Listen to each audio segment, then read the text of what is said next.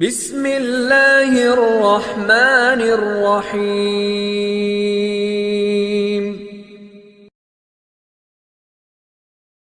हमारे चैनल को सब्सक्राइब करें और नई अपडेट्स के लिए घंटी के बटन को जरूर दबाएं। शरीफ अल्लाहुम्मा सल्ली अला मुहम्मद व अला आलि मुहम्मद कमा सल्लैता अला इब्राहीम व अला आलि इब्राहीम इन्नका हमीदुम मजीद।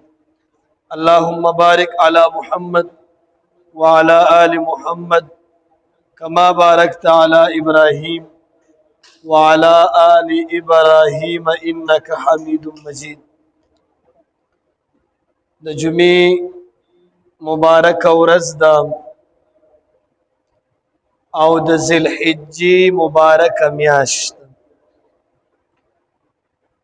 پرون د اختر اول ورځ وه،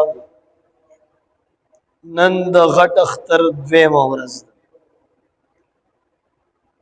د ابراهیم علیه السلام یو لوی سنت چې کوم د قربانۍ په صورت کې دی هغه پرون ادا شوی، څه خلک به نن ادا کوي او څه خلک به سبا ادا کوي. خو به هر حال زمونږ موضوع نن د صفای باره کې یو څو خبرې دي. غټ اختر ورځې شپې دي، د صفای باره کې یو څو خبرې کوو چې الله دې موږ ته په دې د عمل کولو توفیق رانصیب. عزیزانو، د اسلام یو څو ارکان دي. دا اسلام او دین د یو څو شیزونو نه جوړ شوی چې په هغې کې یو عبادات دي،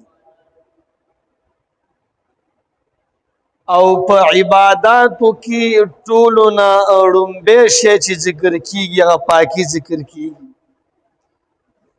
مونځ عبادت دی، د مونځ نه مخکې د مونځ دپاره شرط پاکي ده. حج عبادت دی، د حج دپاره پاکي شرط ده. نو په ټولو عباداتو کې د ټولو نه اهم شی دا پاکي ده چې ستا بدن پاک وي، کپړې پاک وي، ځای پاک وي، اله وستا عبادت کې هماغومره مزه وي، اله وستا عبادت کې خوند وي، اله وستا دعاګانې قبلیږي. ولې بنیاد چې کله مضبوط شي بره پې لس چته ودروه کور ټیک ولاړي. بنیاد چې کله خراب شي یو چت سره هم کور را پریوزي. دا اودس او دا پاکی د ټولو عباداتو دپاره یو بنیاد دی. که موږ او تاسو وګورو چې مونځ کوو، د مونځ دپاره مخکې استنجا ده او بیا ورته اودس دی، چاراندام ورته وایي. هغې نه پس موږ او تاسو مونځ کوو. اوس تا استنجا وکړله، په استنجا کې ستا نه یو څو داړې په جامې باندې لړه شي، ستا صفایي ونه شوه. که ته اوس دې نه پس په دې باندې اودس کې که مونځ کې هېڅ څه قبول نه دي. په کور کې ماشوم متیازې وکړئ او ستا په جامه باندې دارې ولګېدې، ستا مونځ نه کېږي. موږ او تاسو خپل ماشومانو ته وګورو که نه، ماشومان ټوله ګندګیري چې په کور کې د ماشومانو دی، هغوی متیازې کوي، لاس پې وخي، لاس په بمبه باندې وخي. باتروم ته ماشوم ځي متیازې کوي، موتا بیا اودس کول ده. نو موتا خو ګوره په دې پوهېږو نه که نه، ماشوم ته خو تپوس نشته. تر 14 کالو پورې 15 کالو پورې په شریعت کې د ماشوم نه تپوس الله نه کوي. اوس هغه چې څه کوي موته هغه ته نظر نه کوو، موته صفایي خیال نه ساتو. هغه خو متیازې وکړي، موته هماغلته چراندام هم کوو، موته ځو هماغلته لامب هم. نو دا کم د ځمکې نه چې دا داړې راځي دا په چا باندې پرېوځي؟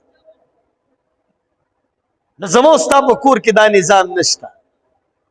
یو ځای کې ماشوم متیازې کوي، بس مور یې پې کپړه راښکاږي، د هغې وینځل نشته. نو په دې باندې چې یو لون لاس تا کېغوستو نو ستا لاس خو څښا شو که نه؟ نو موږ ته د دې صفایي خیال نه ساتو، ځکه زمونږ په عباداتو کې مزه ختمه ده. زمنګ عبادت کې خوند نشته صحابه به په تیر باندې لګېدل او مستوه ولاړو او موتا چې کوم دې په ګرا باندې د موږ د خلاصيږو ځانو ګرو مسکی پوېږو نه چې ځان هم برابر تراشلې دا ولې ځکه چې صحابه به د ټول شیزونو خیال ساته او ما او تاسو سره د دې خیال نشته عزیزان نو ګورې دا استنجا ده په دې کې خاص خیال ساتل پکار دي په دې کې ځان ښه پاکول پکار دي یو خپه په بل خپاړول پکار دي قدم اغستل پکار دي پوندې باندې زور کول پکار دي اوازونه کول پکار دي چې ته مکمل صفا شي چې ته چاراندام ته ځې چې ته دلته نه فارغ یې په دې مسله کې د استنجا په مسله کې او بیا استنجا وروسته په اوبو سره کولو مسله کې صحابه راګیر شوي موږ بار بار دا یو واقع بیانو سعد رضی الله تعالی عنہ یو لوی جلیل القدر صحابي دی دا چې کله وفات شو نبی علیہ السلام فرمایي چې کم اعمال به برتله هغه اعمال بند شو ټول صحابه عمل کو خود دا عمل کې کثرت ډیر زیات داسې صحابي او نبی علیہ السلام خپل جنازه کړي داسې صحابي چې نبی علیہ السلام په پوندو باندې ګرځېدو چاته تاسو کو چې اے دا الله رسوله ته دا پوندو باندې ولې ګرځي پورا قدم اخلا وې دومره فرشتي راغلي چې پس مکه باندې زین نشته ځکه پورا قدم نشم اغستی دا صحابي خو چې کله ورته نبی علیہ السلام جنازه وکړه خبر کې خخ کو نبی علیہ السلام په دعاګان شو رنگ مبارک زړ شو یا الله په سعد باندې رحم وکا یا الله په سعد باندې رحم وکا اغه نه پس نبی علیہ السلام دا چهره واپس ټیک شو صحابه ته پوښتنه کو چې دا الله رسوله ستاسو چهره एकदम ولی بدل شو وې اے صحابه سعد په یو معمولی چې موږ ورته معمولی خبره وایو چې د استنجا او د میتیازو په ټیم کې دا غدار نزان نه ساتلو په وجه سره سعد ګر شوی الله پاک دا غي خلاص وکړو یا نبی علیہ السلام فرمایي استنزهوا من البول فانه عامه عذاب القبر منهم ځان د تشو میتیازو ساس کو نه ساتي په قبر کې اکثریت عذاب د دی اوس دا صفائی ده کنه د صفائی خاص خیال ساتل پکار دي بلکہ اللہ پاک په قرآن کې فرمائی نبی علیہ السلام ته حکم کئی لمسجد اسس على التقوى من اول يوم احق ان تقوم فيه وی اے پیغمبر ته هغه مسجد تلاړ شه اغل ته منځو کا چې وی بنیاد د تقوا دی مراد تینا مسجد قباء دی نبی علیہ السلام مسجد قباء ته ځي الته صحابونه ته پوښ کې چې صحابو هغه خلک هم صحابه دي تاسو هم صحابه ما ته الله حکم کې چې التزا دا ولی هغه صحابه ورته عجیبه خبره کې مسجد قباء والا صحابه وې اے دا الله رسول موږ کې نور عمل نشتا خو دومره دا چې موږ استنجا د لوټي نه پس استنجا د ټشو پیپر نه پس موږ استنجا په وبو سره کو نبی علیہ الصلوۃ والسلام فرمایل چې او دا شی داسې دی چې دې د وجنه الله پاک تاسو تعریف یعنی د پاکۍ د وجنه الله پاک د صحابه ترمنځ د باز صحابه تعریف کوي چې پیغمبر تلاش هغه صحابه سره ودرېګا ولی هغه د پاکۍ ډیر خاص خیال سره حالانکه استنجا په لوټي سره ټیک ده استنجا په ټشي پیپر سره ټیک ده خودي صحابه به د لوټي نه پس او به استعمالول او نور صحابه به نه استعمالول د نور صحابه عملم ټیک ده د دویم ټیک ده خو دوی د پاکي ډیر خیال ساته ځکه نبی رسول الله ته حکم وشو دوی سره ودرېږي پاکي ډیر خاص خیال پکار خدل تنتا او د استلاړ شي د استنجا د زینه قوتي کدا شرایط در کی پوره وی استنجا د ټیک ده اوس استنجا د ټیک سو د استلاړ شي نبی رسول الله فرمای چې کم اندام وینځي ستا به هر ګناه د دې معاف کیږي او چې خلاص تا او د سکو ټیک وی کړه ستا چار اندام کو ټیک وی کړه نو چې تم خو وینځي د سترګي ګناه هر څه به معاف شي کته لاس وینځي د لاس ګناه به معاف شي کته د سر مسو کې د هغې ګناه به د سر معاف شي کته خپې وینځي ګناه به معاف شي خو چې ستا او د ټیک نشي ګناه به شي معاف شي نو چې کله ته مستود رهږي بیا الله ستا موږ نه قبلوي عزیزانو زمو ستا په موږ کې خوند نشته زمو ستا په عبادتو کې خوند نشته مین وجه صفائی ده نو د صفائی خاص خیال وساتو ډیر خاص خیال وساتو په کورونو کې وګورو جی ماشومان په کوم ځای باندې لاس کې ګوري ماشوم لاس خاده په کوم ځای باندې کې غوسو یا کونډه کولا وکا په دې کونډې باندې تالاس کې غوسو دا ستالاس خاص دا نازکې مسلې دي په دې سره زمونږ او ستاسو لوی لوی عبادات تباه او برباد کیږي. صفایي 4 درجې ذکر شوي، 4 درجې. یو صفایي د بدن ده، یو صفایي د لباس ده، او یو صفایي د غذا د خوراک، او یو صفایي د چار پیچل د ماحول. د ټولو د صفایي خاص خیال بساتي. د بدن د صفایي باره کې مې درته یو څو خبرې دلته مو کړلې، د استنجا باره کې، د اودس باره کې، او د بدن صفایي په موس کې څومره فرایض چې د پاغې کې اکثریت فرایض د پاکۍ دي، چې بدن به پاک وي، جامه به پاک وي، ځای به پاک وي. اول 3 شرایط دا راغلي د موس په فرایضو کې. او چې کله ستا بدن پاک وي، الله پاک په قرآن کې وایي یا ایها الذین آمنوا اذا قمتم الى الصلاة فاغسلوا وجوهکم وایدیکم. پیره د پاکۍ حکم راځي. نو د بدن پاکي ډېره زیاته ضروري ده. صحابه او نبي علیه السلام ټولو باندې دې خاص خیال ساتي. دویمه وثيابک فطهر، د کپړې پاکي دا دویم د پاکۍ درجه ده چې کپړې به دې پاک وي. دا به د هر قسمه نجاست نه ستا دا کپړې پاکي. که هغه تشې امتیازي، ډکې امتیازي، الټۍ وي، دا یاد ساتئ الټۍ په جامه باندې ولګي، دا نجاست غلیظه ده. د 40 ورځو پورې چې کم ماشوم وي، د هغې نه مخکې چې کم ماشوم علماو د ده په الټۍ کې ګنجایش ورکړي دي. باقي د 40 ورځو چې ماشوم اوړي، د هغې الټم داسې ده لکه نجاست غلیظه دي سره جامې پلیتېږي. خاص خیال ساتي. د دې شي خاص خیال وساتي. نو وثيابک فطهر، جامې به دې پاکې وي. پاکې معنی دا د هر قسمه نجاست نه به دې پاک وي جامې. او 3 نمبر غذا به پاک، او 4 نمبر ستا ماحول به پاک. قرآن کې د صفایي طرف ته ترغیب خلکو ته ملاویږي. قرآن کې د خپل د ښځې نه چې ستا کوروالا دی د ګندګۍ په صورت کې تا هلته نه پرېږدي. په قرآن کې راځي ویسألونک عن المحیض قل هو اذن فاعتزلوا النساء في المحیض. د ماهوارې په وخت کې ځان د ښځې نه وساتې. ولې؟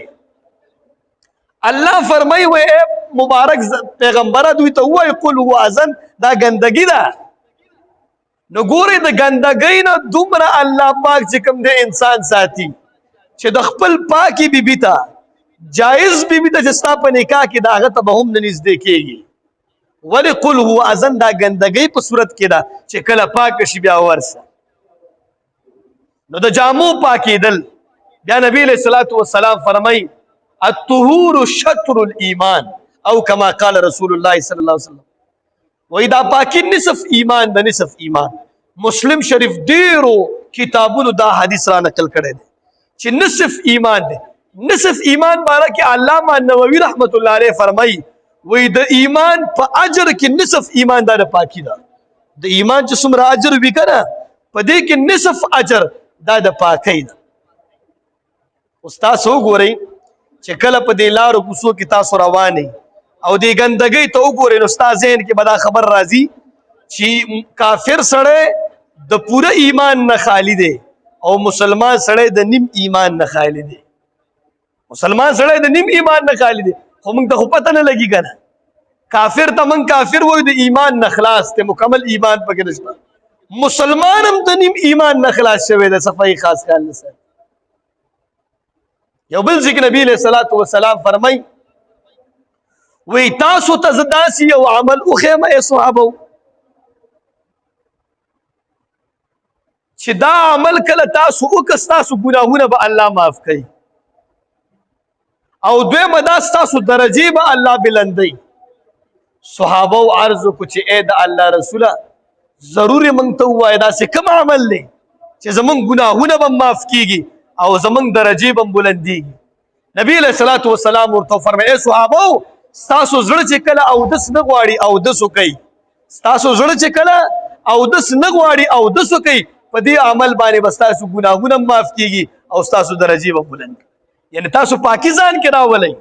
زړه به اودس نه غواړي، یخني به وي، پاکی راولئ ځان کې ستاسو ګناهونه به هم الله معاف کړي ستاسو درجې به هم الله بلند بدن کې تاسو وګورئ په هفته کې دننه د دې بعضې ځایونو د نامه نه لاندې شا طرف ته د دې صفیانې ضروري دي په هفته کې دننه 40 ورځو خو حرام او ناجایز دي دا ولې نوکانو اغوستل په هفته کې یو ځل دا مستحب عمل دی ځان برابرول ویښته برابرول شریعت کې ټوله پاکي ده شریعت کې د پاکۍ په صورت کې ټول کارونه کیږي هغه کوم ارکان د شریعت وي ته به ځان پاک ساتي هله به ستا کار کیږي او چې پاکي در کې نه وي ستا یو عمل هم درست نه دی ته به عبادت کې ستا عبادت درست نه دی مو ته پته نه لګي چې زموږ ستا عبادت ولې صحیح نه دی خو د دې ټولو مین وجه دا زموږ ستا ناپاکي ده چې موږ ستا د دې خیال نه ساتو زموږ ستا د پاکۍ خیال ساتل نشته اوس غټ اختر تیر شو تاسو ته ما وویل د پاکۍ 4 درجې دي یو بدن پاک یو جامه پاک بل غذا پاک خوراک پاک او بل ماحول پاک دا د پاکۍ 4 درجې دي زموږ ستا غذا پاک نه ده زموږ ستا ماحول پاک نه دی د ماحول د وجه نه زموږ ستا غذا پاک نه ده دا اسلام چې کوم دی دا طبعي دین دی د طبیعت سره برابر دین دی طبیعت پاکی غواړي اسلام هم پاکی حکم کړه چې پاکی وکړه یو طهارت وي یو نظافت وي طهارت ویل کېږي چې ځان د ناپاک څیزونو نه پاکول نظافت ویل کېږي چې هغه پاک څیزونه چې هغه خلکو ته خراب محسوسېږي خوله شوه یا داسې بدبوی په بدن راغی دې ته نظافت ویل کېږي دین هم ځان پاک کړه شریعت کې طهارت هم شته نظافت هم شته خیال هم دی خوله پاک شی دی شریعت کې وایي نظافت ځان کې راوله خولې نه بدبوی راځي بل چاته تکلیف وي ځان ووینځول هم به جامو نه دې تکلیف چاته وي ځان ووینځول هم به طهارت هم دی په شریعت کې او نظافت هم په شریعت کې دی صرف دا نه چې ځان ناپاک شیزونه پاک ساتل بلکې پاک شیزونه چې بل چاته تکلیف وي د هغې نه هم ځان ساتل اوس موږ او تاسو وګورو چې زموږ او تاسو غذا چې کوم ده دا پاکه نه ده زمونږ او ستاسو ماحول پاک نه دی چې ماحول پاک نه وي غذا پاک نه ده مو تاسو وګورو څومره ګندونه پراته دي په دې ځایونو کې زموږ ستا کور مخې ته ګند شته هر سړی خپل کور پاک کوي او ګند راوالي بهر یې ولي اوس دا پاکي ده که ناپاکي ده اوس زموږ ستا منځونه به څنګه ټیک شي